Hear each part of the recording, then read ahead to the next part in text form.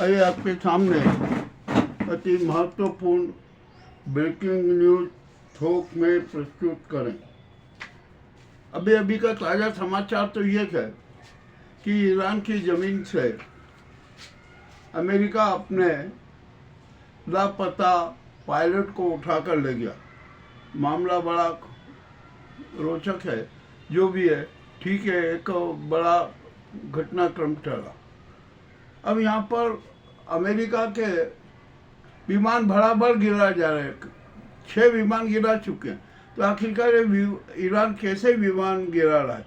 मामला जब उजागर हुआ ना, तो रूस और चीन की PIR सिस्टम का उपयोग ईरान कर रहा है, और जिसके कारण अमेरिका के विमान धड़ाधड़ गिर रहे हैं।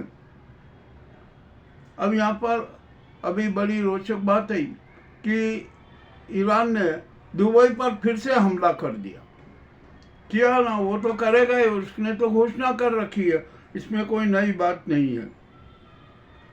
अब यहाँ पर अभी अभी जो समाचार आ रहे हैं कि अब मेटा और यूट्यूब पर भी ईरान के हमले होंगे। अब ये कब होंगे, कैसे क्या होंगे, इसकी जैसे सूचना आते ही हम आपके सामने प्रस्तुत करेंगे। अब यहाँ पर अब तो इजराइल में भी जनता मांग हो रही है, विश्व की जनता मांग कर रही है कि युद्ध अपराधी नेतन्याहू को तत्काल गिरफ्तार किया जाकर फांसी की सजा दी जाए। अब ये देखते हैं क्या होता है क्या नहीं होता, कब गिरफ्तार होगा क्या नहीं होगा, कुछ भी नहीं है। वैसे नाहू भी घुटनों के बल है, वो भी चाह रहा है कि ये युद्ध है ना किसी भी हालत में बंद हो जाए, युद्धबंदी हो जाए।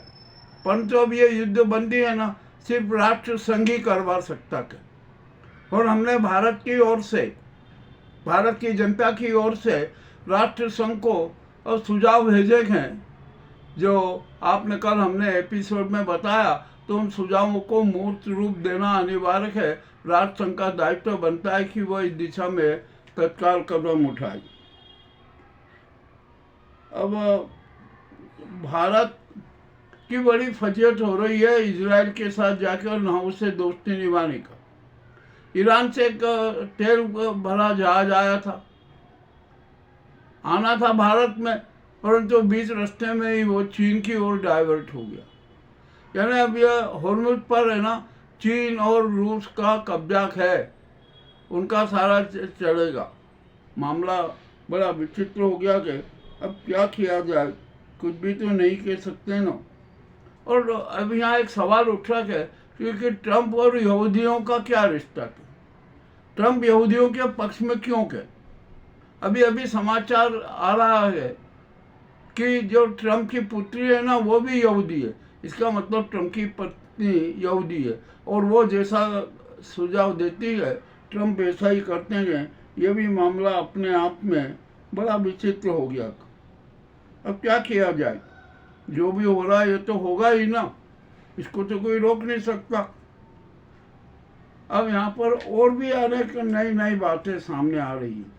रूस ने एक बहुत बड़ा काम किया, और रूस ने स्पष्ट घोषणा कर दी कि पैगंबर मोहम्मद साहब के प्रति किसी भी प्रकार की गुस्ताखी, किसी भी प्रकार की अभद्र टिप्पणी, अभिव्यक्ति की आज़ादी नहीं हो सकती।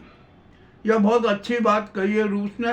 और यह कि यही सिद्धांत है ना हर धर्म के गुरुओं पर, धर्म गुरुओं पर लागू होती है। अतः कोई भी व्यक्ति किसी भी पंथ के धर्म गुरु का अपमान नहीं कर सकता, और करता है तो उसे सजा मिलना चाहिए। यह कोई अभिव्यक्ति की आज़ादी नहीं है, यह अभिव्यक्ति की नकारात्मक आज़ादी है। अब हमारे यहाँ पर भारत में बड़ी विचित्र स्थिति चल रही है। मुझे तो लगता है कि एप्स्टीन की आत्मा है ना हमारे यहाँ के साधु संतों में, राजनेताओं में, कथावाचकों में समा गई है, और वही सारे कामकाज करती है। महाराष्ट्र के अशोका खैरात का देख लीजिए, 58 वीडियो आ गए सामने, मामला बड़ा विचित्र हो गया। और रूपाली जी का भी मामले में बड़ी विचित्र बातें आ रही कि क्या होगा क्या नहीं होगा, क्या रूपानी जी भी अशोक खराब के साथ में थी, मामला बड़ा चित्र का। अब यहाँ पर अभी जो बंगाल में चुनाव चल रहा है ना, उसमें तो अमित शाह और मुख्य चुनाव आयुक्त ज्ञानेश कुमार की मिली भगत और उनके सारे कुकृत्य उजागर हो गए। और वहाँ की जनता भी बिगड़ चुकी है। अब जनता है ना, इनमें विश्वास नहीं करती है। मामला अति बहुत रोचक होता है।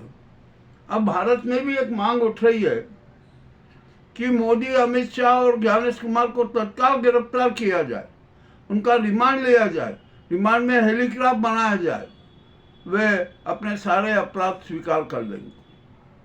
अब भारत में की जनता ये मांग उठा रही है कि जिन पूंजीपतियों को, जिन कंपनियों को दिवालिया घोषित कर दिया था ना, और उनको जो उन पर जो रिकवरी थी वो 75% माफ़ कर दी गई, वो रिकवरी वापस ली जाए, कोई माफ़ी नहीं दी जाए।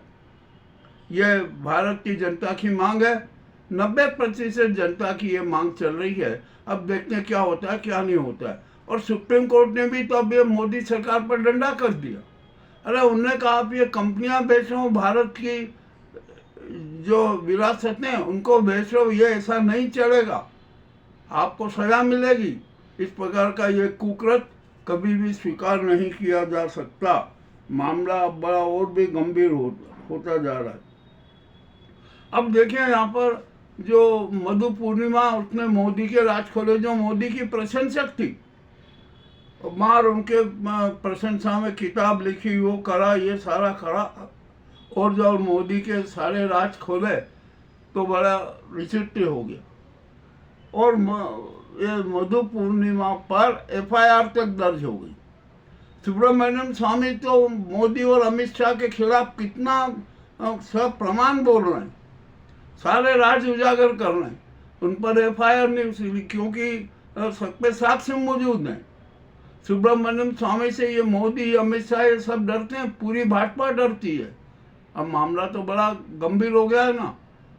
मधु पूर्णिमा को आपने महिला समझ के दबाना चाहा और उसको पर FIR दर्ज करवा दी और शायद मानहानि का मामला भी दर्ज किया, करोड़ों का प्रकरण भी लगाया। परंतु मधु पूर्णिमा को घबराने की बात कोई ज़रूरत नहीं है। सेक्शन 500 में आराम से वो बच सकती हैं, उन पर किसी प्रकार का कुछ भी नहीं होगा।